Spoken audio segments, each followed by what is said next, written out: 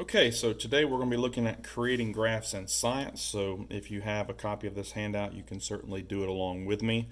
So you can have it whenever you do the independent practice that you're going to be uploading to me if you want me to look over. First things is make sure you understand the difference between an independent and dependent variable. An independent variable is the variable that is being manipulated or changed in an experiment. Okay? Now the dependent variable, keyword is dependent. Like you are dependent on your parents. It is dependent on what this does. Okay, so the dependent variable is the variable being measured based on changes to the independent variable. Okay, so that's the basis of why we have these graphs in science. Now, a couple of things when you're labeling your axis is one of the first things you need to do along with your title. We'll get to title in just a second. Is when labeling your axis, keep three things in mind. The independent there we go, variable is written along the bottom of your graph, okay, which is called the x-axis. And then the other one, the dependent variable, and I'm going to abbreviate here. The dependent variable is written along the side of the graph, which is your y-axis. And then your units should be included with parentheses if applicable. Sometimes your variables may not be numbers, they may be words or just values that don't necessarily have a unit. Okay, so here you can look at this example right here, being able to identify the independent and dependent variable. You can see a farmer wants to know if there's a relationship between the amount of fertilizer she uses and how tall her corn grows. So what is the person changing in the experiment or manipulating? They're manipulating the amount of fertilizer. So that's my independent variable. Okay, and what is she measuring based on this change? She's measuring the corn height. Okay, and so you can see the amount of fertilizer goes down here on the bottom, the x-axis, and the corn height goes right here on the y-axis, and here they have their units listed. Okay, so we're going to do these two together. Reading through it, a fisherman used fishing lines of several different gauges and recorded the number of fish caught on each gauge. So what is the fisherman changing in this experiment? He's using different gauges of line. Okay, and what is he measuring? He's measuring the number of fish caught. Okay, so the gauges is going to go down here, and the unit they give us in the problem is test pounds. All right, the number of fish caught is our dependent variable, and it doesn't have a unit. Okay, so it's just going to be a numerical value. All right, geologists wanted to know if there was a relationship between the density of a rock and how many meters down it was collected from. Now in this one, we can't change the density of a rock because it's already there. But I would say this one, the depth that it's collected from, that's something that we can manipulate. So I would say the independent variable is the depth of collection, okay, and the dependent variable is the density of the rocks. Okay, again, this one would come down here, this one goes here. My unit for depth of collection, you can see, is going to be meters, and my unit for density is in the problem right here, grams per centimeter cubed. Okay, now what I want you to do is pause the video if you have this handout in front of you and see if you can do these two right here on your own, picking out the independent and dependent variable. All right, hopefully you've had some time to do it. Let's see what you came up with. If you did it right, Your independent variable would be the ball distance above the floor, and we're measuring height of bounce. Okay? Your units, ball distance above the floor is measured in meters from the problem, and the height it bounces, they want it measured in centimeters. Okay? And again, I just pulled these from the problem. Over here, what are we changing? We're changing the volume of the glass jar. And what are we measuring? The length of time the candle burns. Candle burns. Okay, so the unit for volume in the problem they give us is milliliters, and the unit for length of time is seconds. Okay. Now the other important thing you need to do is learn how to create titles. Okay, so you can see there's a bunch of different ways how you can set up your title. You can see from this example right here, they just simply took the two variables and put a versus sign in between it. You can do that if you want to, pretty simply, or you can write out a short phrase. It doesn't really matter, as long as your graph has a title and it's related to what you're presenting in the graph. That's the important thing. So if we're looking at these examples right here, it says a ball is dropped from the several distances above the floor and the height it bounces is then measured. So you could do something, ball distance from floor versus height of bounce. Again, something simple like that. And this one right here, you could do something like a different jar volume versus length of candle burn. Again, something simple. It doesn't have to be too out there.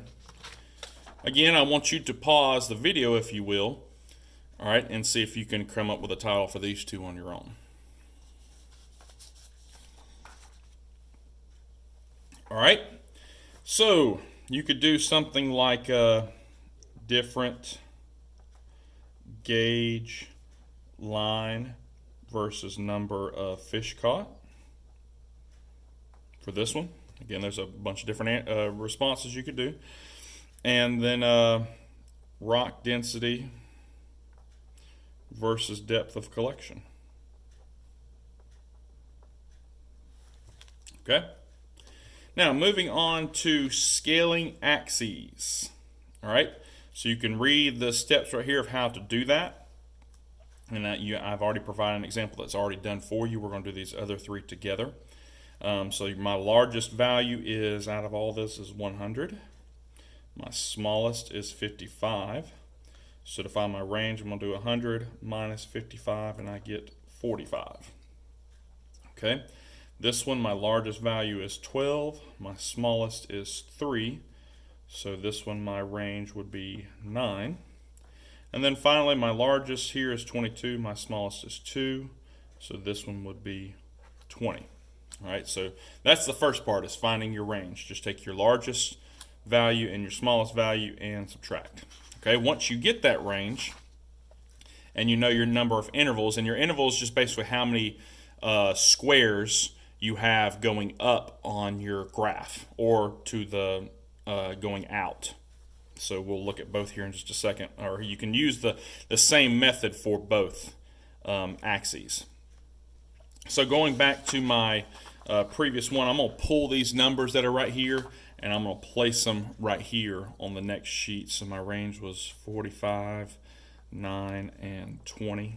Okay, so you know where I got this from. And they said, let's just say that each graph has 10 intervals. And I'm talking about an interval would be like, if you can see my image, this would be 1, 2, 3, 4, 5, 6, and onward, 7, 8, 9, 10 intervals.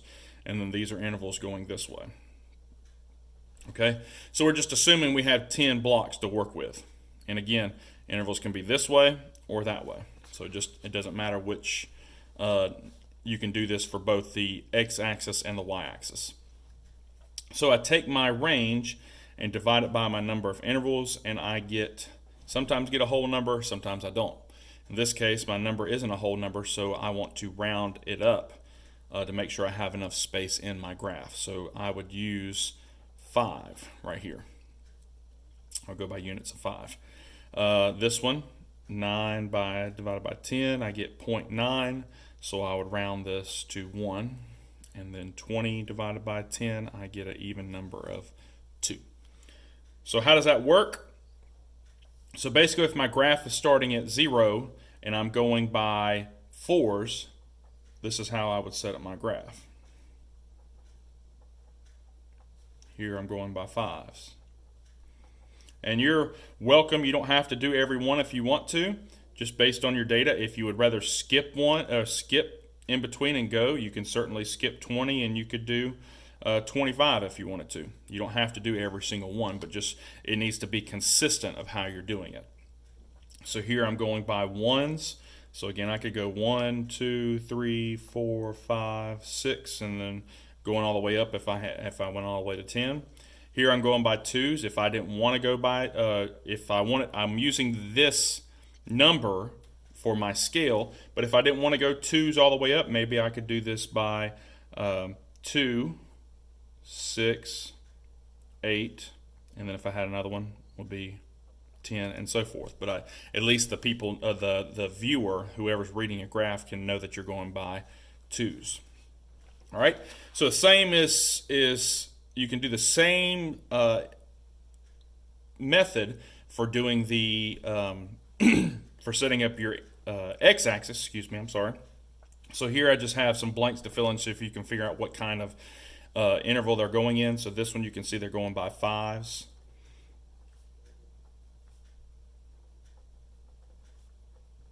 Okay, and again, you don't have to go every single little tally mark. It's just if your scale is consistent, you can go 10, 20, 30, 40, 50, and so on. Here you can see they did skip spaces in between, so this is by 50s, but they didn't label all the ones in between. They just did it at every 100. And here they're doing it by thousands. And then, of course, this one is by 1s.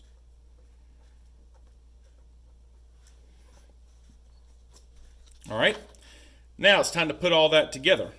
So what we're going to be doing is we're going to be setting up our scale for this graph. We're not plotting any points or anything, just setting up our scale. So what I'm going to do is find my scale for distance and find my scale for time. So I'm going to take my largest value and subtract my smallest value.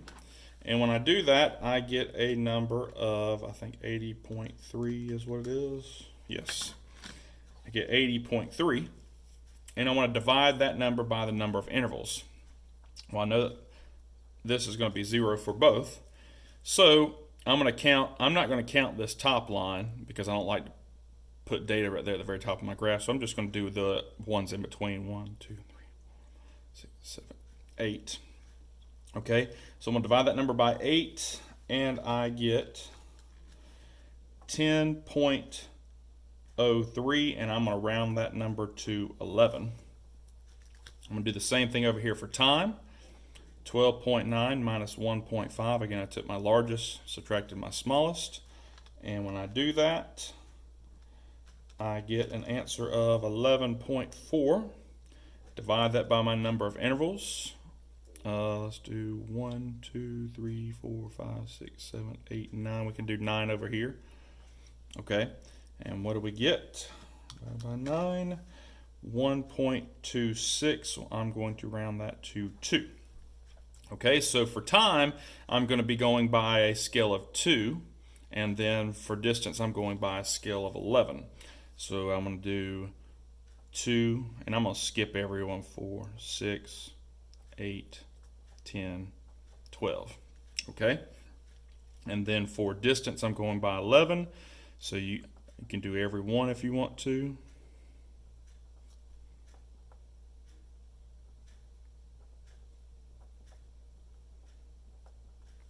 Okay. And then from there, you can plot your points, which we're getting to right now. All right, so you can see here they've already done the 10 and 15. How do you do this? So as long as you know what your independent and dependent variables are, your time spent studying, that's something that can be changed in the experiment. And what are we measuring? Your test score. Okay, so this is my independent, this is my dependent, so my independent goes along here. So time spent studying was 10 hours. The score that you receive is a 15, so you draw a dot where those 2 points intersect, and that's what you get right there. So at 20 hours, you should expect to get a score of around 17. So I'm going to go 20 hours, find roughly 17 on the map, and it's going to be somewhere around in here. There's my plot. All right, 30 hours, get a score of around 19. 30 and just a little bit below 20, so somewhere around in right there.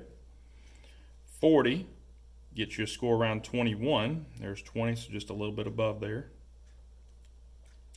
50 hours gets you a score of around 23, so about halfway in between 20 and 25. Draw a dot there. 60 gets you 25, so I'm going up to 60, and where 25 meet, that's around right there. 70 and 27, so a little bit in between both of them.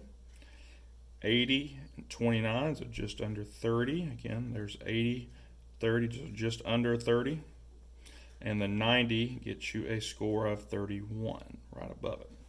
And you can see it's a pretty linear pattern. All right. And finally, we're going to put it all together. All right, so I did, because of time constraints, let me fix my video real quick. There we go. For time constraints and because I'm in the middle of the Google Meets right now, I did go ahead and do this the last page already, so you can use it to kind of as a guide to fill yours in. So you can see I came up with my independent dependent variables for both, came up with my titles, labeled my axes, and also provided the units. Then I found my ranges for both. What I did is for my intervals, I counted all the way across, and I usually don't count the last one, so I counted to here. That's why I used 12, and then I counted up to here to this one and used 10. It's the same size graph for this one, so I used 12 and 10 right here.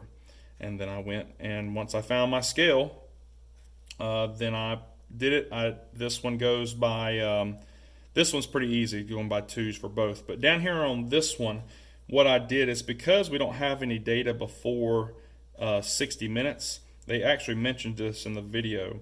They said you can use this little squiggly line, and that just shows that there's values there, but there's no data available at that time. So you can use this little squiggly to connect from your origin to your first set of data, and it'll make your graph fit nicely. So I started at 60 and went by in intervals of 3, and I skipped every other one, so you can see my scale that way on my x-axis.